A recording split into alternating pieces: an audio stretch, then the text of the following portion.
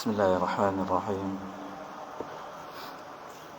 السلام عليكم ورحمة الله وبركاته.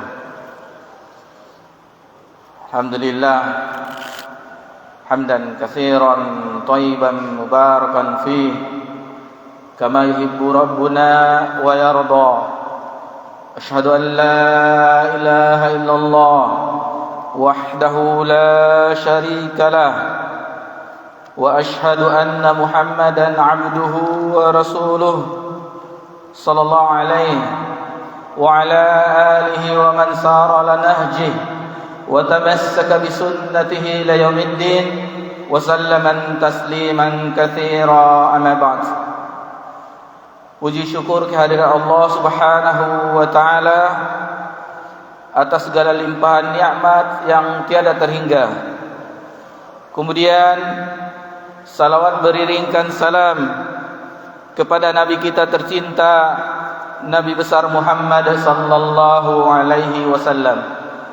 Bapak-bapak, ibu-ibu, jamaah salat zuhur, jamaah Masjid At-Taqwa yang semoga dirahmati dan diberkahi oleh Allah Subhanahu wa taala.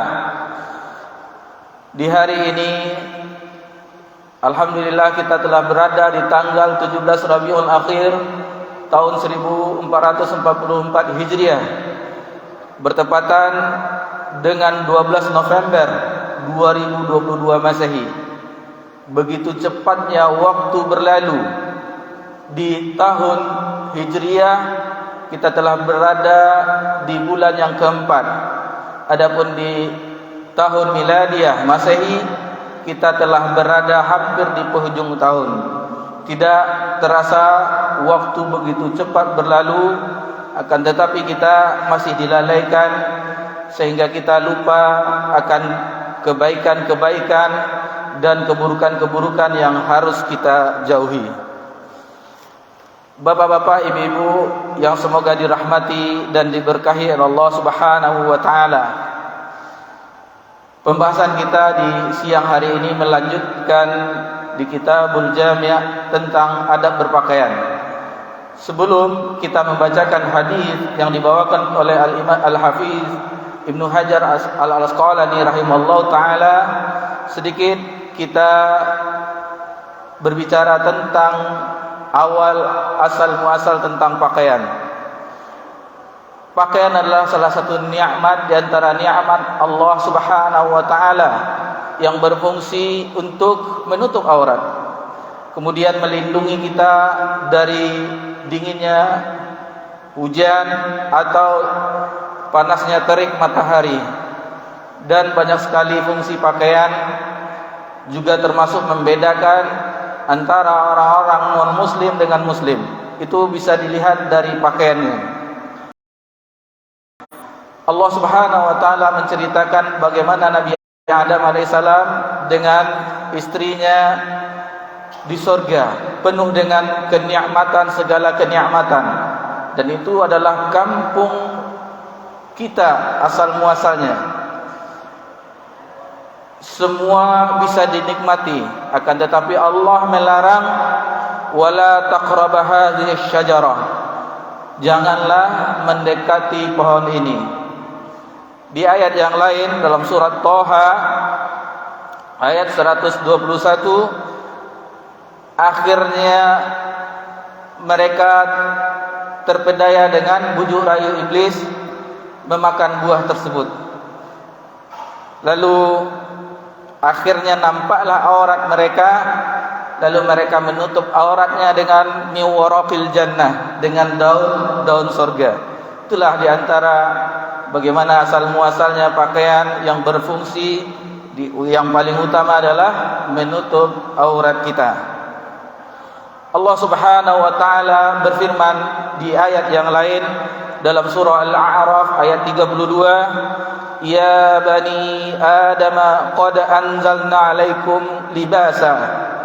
Wahai anak Adam, sesungguhnya kami telah menurunkan kepadamu pakaian, iwari sawatikum warisha, yang mana pakaian tersebut fungsinya untuk menutup auratmu dan pakaian indah untuk perhiasan. Lalu bagaimana adab dalam berpakaian. Ma'asyiral muslimin rahimani wa rahimakumullah. Adab umum dalam berpakaian, yang pertama adalah gunakan pakaian itu dari yang halal, baik itu bahannya maupun cara memperolehnya. Membelinya dari yang halal. Yang kedua, tidak menyerupai pakaian lawan jenis. Laki-laki tidak memakai pakaian perempuan, dan begitu juga sebaliknya, perempuan tidak memakai pakaian laki-laki. Yang ketiga, dan ini telah kita singgung di kajian kita sebelumnya, yaitu mendahulukan yang kanan. Ketika berpakaian, dahulukan yang sebelah kanan, dan begitu juga membukanya, dahulukan bagian sebelah kiri. Lalu yang keempat, adab berpakaian secara umum tidak menyerupai pakaian orang kafir. Kita tidak boleh menyerupai pakaian orang kafir atau pakaian ibadahnya. Dalam rangka hari nasional misalnya, kita memakai pakaian biksu, pakaian pendeta, itu haram dalam Islam, tidak boleh. Walaupun maksudnya kerukunan umat beragama, tidak, dalam masalah ini tidak dibenarkan kita melakukannya. Biarlah orang itu memakai pakaian sesuai dengan agama mereka, kita jangan ikut-ikutan, walaupun tujuannya untuk kerukunan umat beragama atau segala macamnya. Adapun yang kelima, yaitu tidak berpakaian ketenaran atau dikenal dengan syar'inya pakaian syuhrah, pakaian untuk tenar, pakaian untuk terkenal.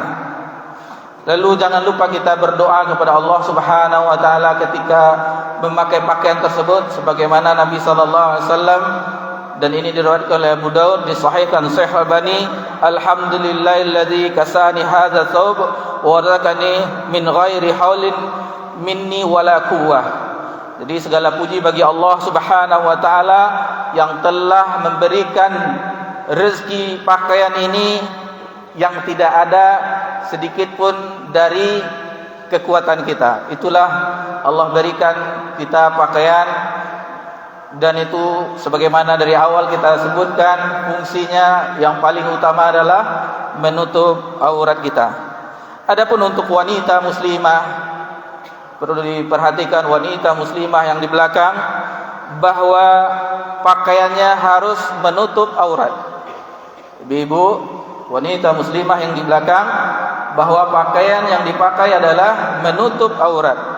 Yang kedua, jadi aurat wanita itu sebagaimana hadis Asma diriwayatkan oleh Abu Daud, yang boleh kelihatan itu Nabi mengisyaratkan hadza wa hadza. Yang boleh kelihatan itu wajah, muka, dan telapak tangan. Selain dari itu, semua anggota tubuh wanita adalah aurat. Yang kedua, tidak berfungsi sebagai perhiasan. Maksudnya tidak, dengan pakaiannya tidak menggoda kaum Adam, tidak menggoda laki-laki. Pakaian biasa, pakaian yang tidak, apakah itu harus hitam? Tidak. Yang penting tidak mencolok dan tidak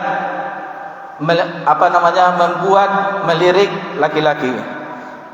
Adapun yang ketiga, adab dari ibu-ibu wanita muslimah, kainnya tebal, bahannya itu tebal, tidak tipis, tidak transparan, dan longgar, tidak membentuk lekuk-lekuk tubuhnya.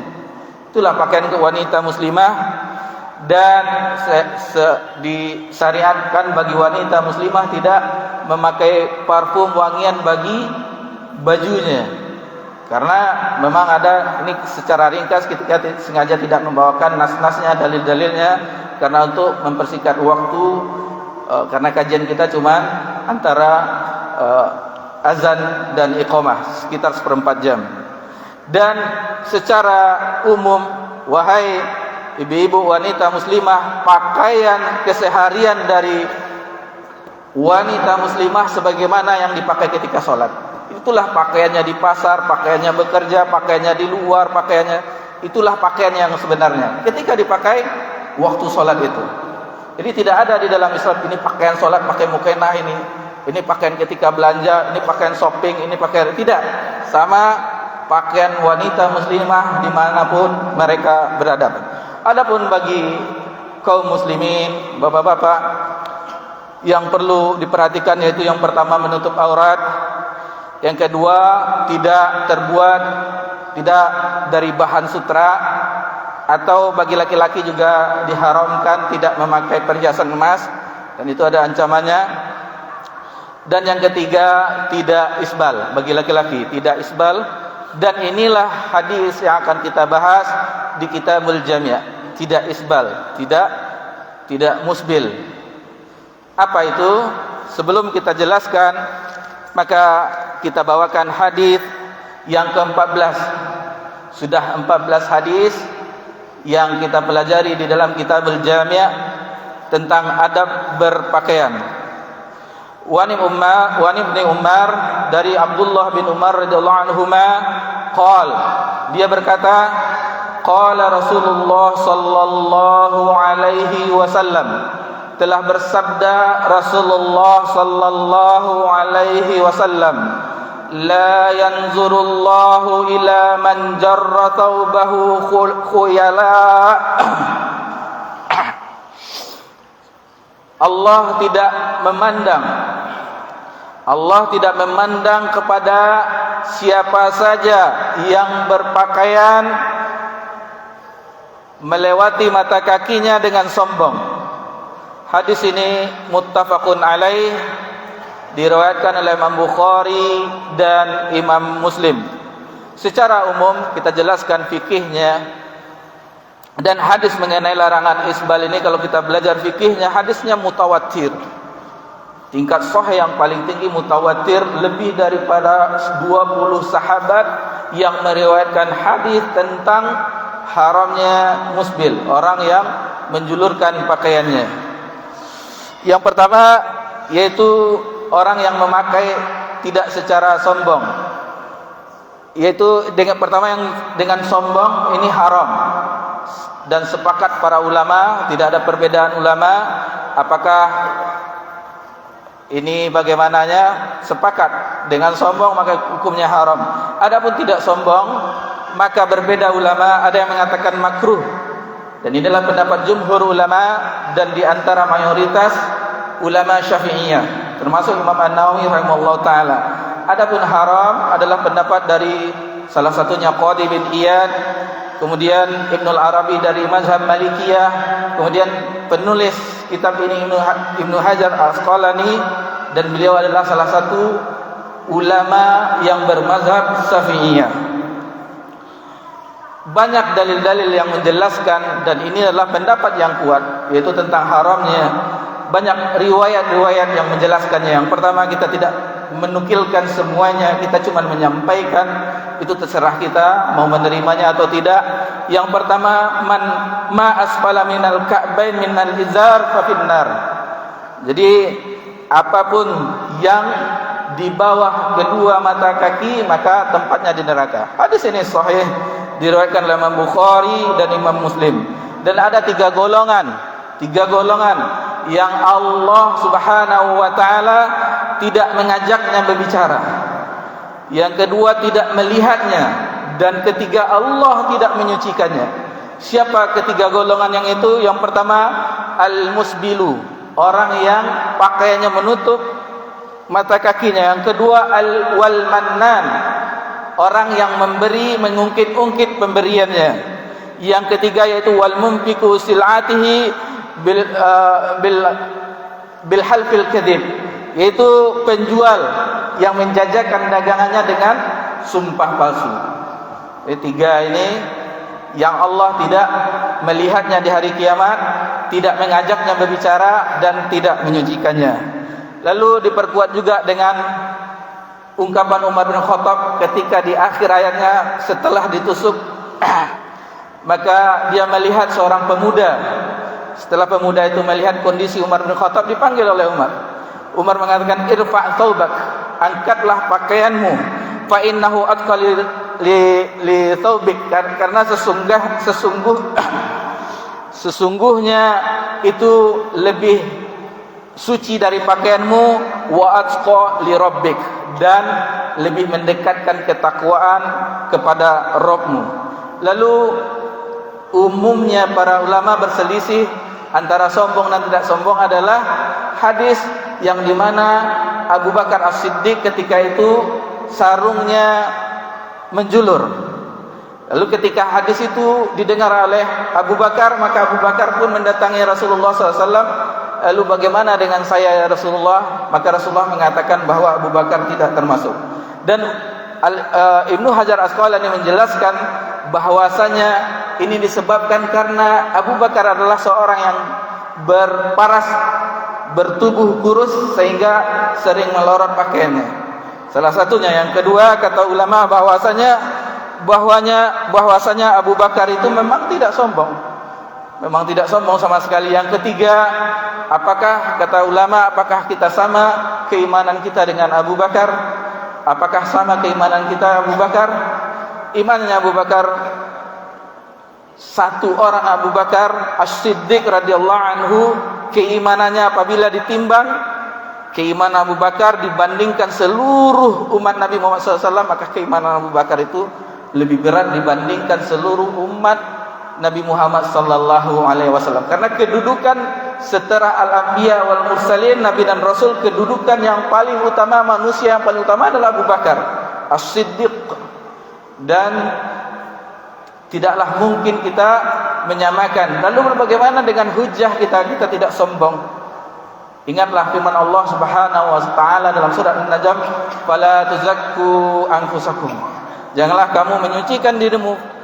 Huwa a'lamu biman ittaqa. Sesungguhnya Allah lebih mengetahui siapa yang lebih bertakwa. Inilah diantara adab-adab pakaian yang bisa kita sebutkan di siang berbahagia ini. Mohon maaf karena suara kita kurang jelas karena ada batuk, mungkin agak terganggu didengar. Dan adapun pelajaran kita, insyaallah di pekan yang akan datang kita membicarakan tentang adab pakaian, adab makan. Dan ini telah kita singgung di adab makan, di adab minum. Jadi dua hadis yang ke depan kita gabungkan. Dan insyaallah di pertemuan berikutnya kita masuk bab yang baru di Kitabul Jami', bab al-birri wasillah, yaitu bab kebaikan dan hubungan silaturahim. Demikianlah yang bisa kita sampaikan. Mohon maaf jika ada salah kata atau salah ucapan. Mudah-mudahan yang bisa kita bahas ini menambah ilmu pengetahuan kita dan bisa kita amalkan. Subhanakallah bihamdika asyhadu an la ilaha illa anta astaghfiruka wa atubu ilaik. Wassalamu ala nabi Muhammad sallallahu alaihi wasallam wa ala alihi washabihi ajmain.